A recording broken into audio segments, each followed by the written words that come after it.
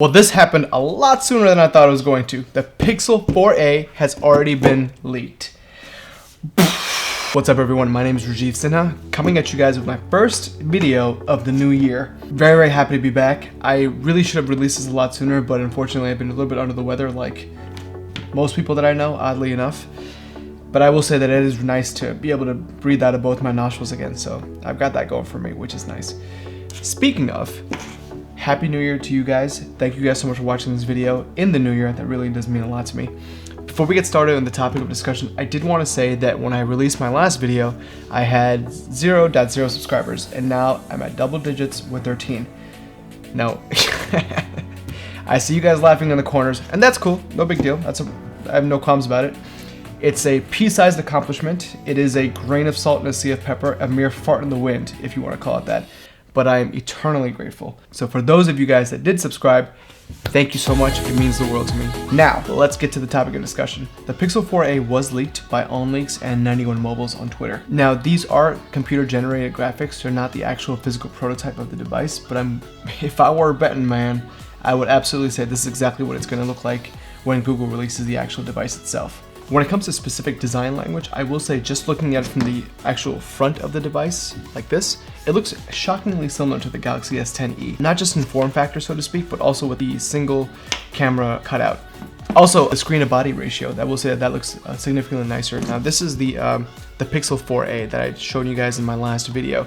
You guys can see, so you got that top bezel, the top chin, and of course you got that bottom one. The Pixel 4a actually looks a lot nicer in that sense, which is great, which is a welcome addition. I will say that it would be great if that front camera on the Pixel 4a was also like a wide angle camera, the one that Google had on its Pixel 3 line, but I'm not gonna hold my breath, and I doubt that Google is gonna cannibalize their entire line of flagship devices. Now, when we're talking about the rear camera, the Pixel 4 actually uses the exact same camera sensor as the Pixel 3 and the Pixel 3a, which I believe is the IMX363. I'm almost certain in some capacity that the Pixel 4a is going to use the exact same camera sensor. Now, newer versions of this camera sensor have already been released, but Google, of all brands, knows that it's really more about what you do with the software on the back end than it is about the camera sensor that you use. So once again, I'm pretty sure that Google is going to use the exact same camera sensor that the Pixel 4 even uses. Now, the front screen actually shows narrower bezels, which is nice because it gives a much better, I guess, screen to body ratio for the device. For those of you guys that were hoping that Project Soli is going to be part of this, that is almost definitely not going to happen, and I don't think that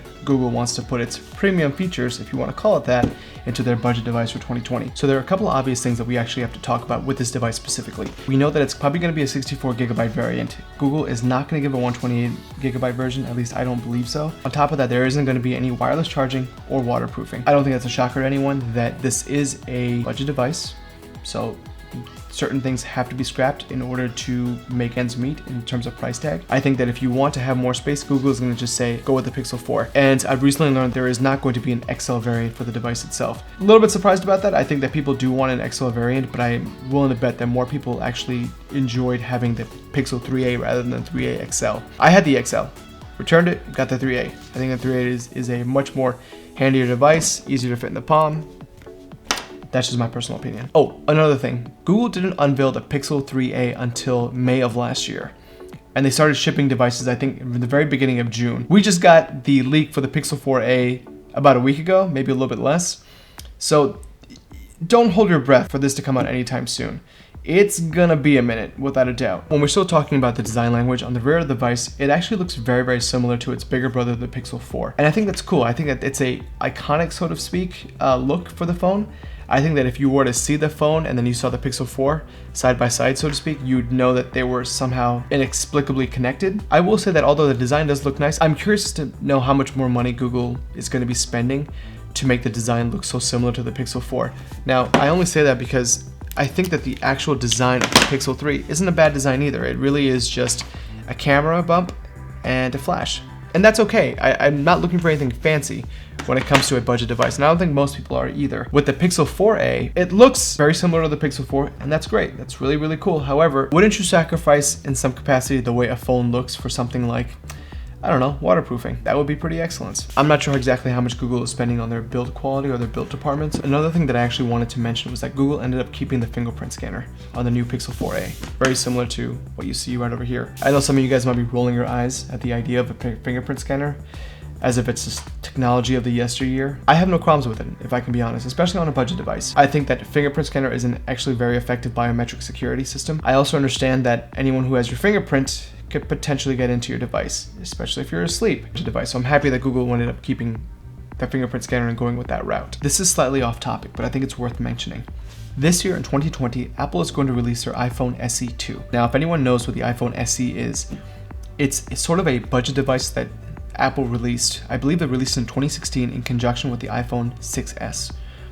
Now, the reason why it's important is that it's a much smaller form factor device. It's a nice it's the design of the iPhone, I believe 5 and 5s is what it was. What I'm trying to say is that Apple's releasing the iPhone SE this year. There's no doubt about that. And if I had to guess, Apple is going to release it with the A13 chip. Now, if you know anything about mobile computing chips, the Apple A13 chip is an incredible processor, and Apple keeps outdoing itself every single year. They're running laps around Snapdragon 855, and every single time that Apple releases its new CPU chip, they're competing with no one. It almost seems like every time that Apple releases a chip, it's 2 years ahead of whatever is on Android. Now, I'm not saying that a chip is the reason why a phone is slow. You can certainly use both devices and still believe that each phone works just as snappy as the other, or maybe one phone works better than the other in some different capacities. There's nothing wrong with that. That's absolutely true.